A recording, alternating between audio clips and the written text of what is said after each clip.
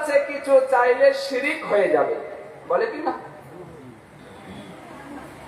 গায়রুল্লাহর কাছে কিছু করা যাবে না, শিরিক হয়ে যাবে। মাজারে যাবে ও গায়রুল্লাহ, ওর কাছে গেলে শিরিক হয়ে যাবে। নবীকে ইয়া নবী বললে পরে শিরিক হয়ে যাবে, দরুদ পড়লে শিরিক হয়ে যাবে। বলে যা চাইবে আল্লাহর কাছে চাও। তো ঠিক আছে, যা চাইবে আল্লাহর কাছে চাইবে। আপনাকে আমি কোরআন থেকে একটা দলিল দিচ্ছি। আমি মানে ঘটনা বলতে যাচ্ছি না, শুধু বোঝানোর জন্য বলছি, মিলানোর জন্য বা তুলনা করার জন্য বলছি না, আপনাদেরকে বোঝানোর জন্য বলছি। এর ঘটনাও নয়, শুধু আপনাদেরকে স্মরণ করিয়ে দিচ্ছি। কথাটা মনে রাখবেন। কি বলে? যা চাইবে আল্লাহর কাছে চাও, গায়রুল্লাহর কাছে চাওয়া যাবে না। মাজারে যদি আপনি কিছু নিয়ে গিয়ে জবাই করেন তা বলে ও শিরিক, খাওয়া যাবে না। তারপরে আবার কি? যদি কোনো ব্যক্তি মাজার জিয়ারতে চলে যায় বলছে শিরিক, কবর জিয়ারত করলে বলছে শিরিক, আপনার কোন রকম ফাতিহা দরুদ করলে বলছে শিরিক। মানে শিরিকের বিমারি লেগে গেছে। আর এরা তো মানে নাবালক বক্তা ইউটিউবে, সোশ্যাল মিডিয়া, ফেসবুক এখন হাজার আছে যারা এখনো পর্যন্ত বালিগ হয়নি। নাবালক মুফতি দুনিয়াতে অনেক তৈরি নিয়েছে। তো আপনাকে বলে যাই, হযরতে আদম আলা নবিয়ানা আলাইহিস সালাতু তাসলিম কে যখন আল্লাহ পাক তৈরি করেছিলেন, আমি ঘটনা বলছি না, শুধু আপনাকে বোঝানোর জন্য বলছি। হযরতে আদম নবীকে যখন আল্লাহ পাক তৈরি করলেন, তিনার মানে শুধু বডি স্ট্রাকচারটা তৈরি হয়েছে, এখনো আত্মা, জান, রূহ তিনার মধ্যে দেওয়া হয়নি। আল্লাহ কি করলেন? কারোড়ো বছর ইবাদতকারী ফেরেশতাকে আল্লাহ কি বললেন? কোরআন বলতে আছে ওয়াসজুদু লি আদামা, সাজদা করো আদমকে।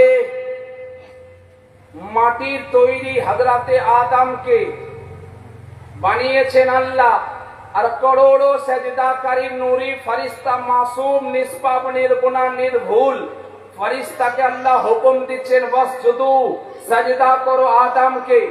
ফাসাজাদু, সবাই করলো, একজন করেনি। একজন করেনি। কে করেনি জানেন তো আপনারা? জানেন তো? হ্যাঁ, কে? ইবলিস, শয়তান। ও মোল্লা কি বলছে? আল্লাহ তোমাকে মানবো, আল্লাহ তোমাকে মানবো, সাজদা করলে তোমাকে করব, তুমি বাদে আর কোন গায়রুল্লাহকে সাজদা করব না। আল্লাহ বলছেন ইবলিস ওয়াসজুদু, সাজদা কর।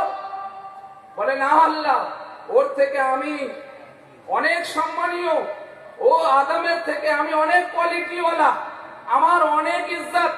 আল্লাহ তোমাকে মানবো, তোমাকে সাজদা করব, গায়রুল্লাহকে করব না। মোল্লাকে বলছেন আবা ওয়াস্তাকবারা ওয়া কানা মিনাল কাফিরিন, বিতাড়িত হয় ইবলিস জান্নাত থেকে, এখন भी বেরিয়ে যা, শয়তান বেরিয়ে যা। ইবলিসকে আল্লাহ বের করে দিচ্ছে। তো শয়তান কি ভেবেছিল? শয়তান কি ভেবেছিল? শয়তান ভেবেছিল দুটো কথা। কি ভেবেছিল? কথাটা খুব ইম্পর্টেন্ট, ধ্যান দিয়ে শুনবেন। আমি আপনাদেরকে কিচ্ছা কাহিনী শুনে আপনাদের দিল জয় করে আগামী বছর দাওয়াত নেওয়ার জন্য আসিনি। কারণ আলহামদুলিল্লাহ এটা আমার ব্যবসা নয়, আল্লাহ যে ডিউটি দিয়েছে সেটা পালন করার জন্য এসেছি। আপনারা বিরক্ত হবেন তার আগেই আমি ছেড়ে দেব। শুনুন, ধ্যান দিয়ে শুনবেন। ইবলিস ভেবেছিল দুটো কথা। কি? এক হলো আল্লাহ, আর দ্বিতীয় হলো গায়রুল্লাহ। ইবলিস ভেবেছিল দুটোই কথা, যার জন্য বলল আল্লাহ তোমাকেই সাজদা করব, গায়রুল্লাহর কাছে যাব না। কিন্তু এই নাদান, এ মোল্লা ভাবতেই পারেনি যে দুটো নয়, বরঞ্চ তিন শব্দ রয়েছে, তিনটে কথা আছে। এক হলো আল্লাহ, আর দ্বিতীয় হলো আহালুল্লাহ, আর তৃতীয় হলো গায়রুল্লাহ। বলুন সুবহানাল্লাহ, সুবহানাল্লাহ। এক হলো আল্লাহ, দ্বিতীয় হলো আহালুল্লাহ, আর তৃতীয় হলো গায়রুল্লাহ। আল্লাহ পাক বলছেন আমাকে সাজদা করবে, তো ইবাদত। আহালুল্লাহকে সাজদা করবে মানে আমি যাদেরকে সাজদা করতে বলেছি বা বলছি, যাদেরকে মানার কথা বলেছি বা বলছি তাদেরকে মানবে, তো এটা হলো আহালুল্লাহ, মানে আল্লাহ পাকের হুকুম অনুযায়ী যাকে মানবে সে হলো আহালুল্লাহ। আর এই দুইকে বাদ দিয়ে বাকি যাকে মানতে যাবে নিজের মর্জি অনুযায়ী সেটা হলো গায়রুল্লাহ। আর আমি ওটাকে আমি আল্লাহ শিরিক বলেছি। তো ভাবুন, এ মোল্লাকে তো একবার চিন্তা করা দরকার ছিল, এ মোল্লাকে তো ভাবা দরকার ছিল যে আল্লাহ নিজেই বিধান তৈরি করেছে, সিস্টেম, রুলস, আইন, সংবিধান আল্লাহ নিজেই তৈরি করেছে যে আল্লাহ ছাড়া কোন গায়রুল্লাহকে যদি সেজদা করে বা কেউ মানে তাহলে সেটা শিরিক হয়ে যাবে, সে কাফির হয়ে যাবে, সে মুমিন থাকবে না, মুসলমান থাকবে না। তাহলে সেই আল্লাহ আবার কি করে বলে যে গায়রুল্লাহকে সেজদা করো? সে আল্লাহ কি করে বলে? তো এই মোল্লাকে ভাবা দরকার ছিল, তো হযরতে আদম গায়রুল্লাহ নয় বরঞ্চ আহালুল্লাহ, আল্লাহ তাকে সেজদা করার জন্য বলেছে। তো আল্লাহকে যে মানবে আল্লাহর হুকুমকেও সে মানবে। তো আমি যে মাজারে যাই, তো মাজারে কোনো গায়রুল্লাহ নয় বরঞ্চ আহালুল্লাহ। আল্লাহ কোরআনে বলেছে আলা ইন্না আউলিয়া আল্লাহ লা খাউফুন আলাইহিম ওয়া লা হুম ইয়াহজানুন। আল্লাহ কোথাও বলেন ইয়া আইয়ুহাল্লাযীনা আমানুত্তাকুল্লাহা ওয়া কুনু মা'আস সাদিকিন। আবার কোরআনে আল্লাহ পাক বলে ইয়া আইয়ুহাল্লাযীনা আমানুত্তাকুল্লাহা ওয়াবতাগু ইলাইহিল ওয়াসিলা। হে মুমিন, তোমরা আল্লাহকে ভয় করো আর সত্যবাদীদের সঙ্গ লাভ করো। হে মুমিন, তোমরা আল্লাহকে ভয় করো আর তোমরা ওসিলা, মাধ্যম সঞ্চয় করো। হে মুমিন, তোমরা আল্লাহর ওলিদের সম্পর্কে কুমন্ত্রণা করিও না, বাজে বকিও না।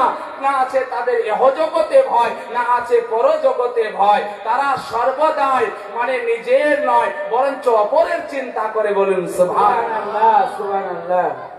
তো নবীকে মানা, আল্লাহকে মানা, ওলিকে মানা, আল্লাহকে মানা।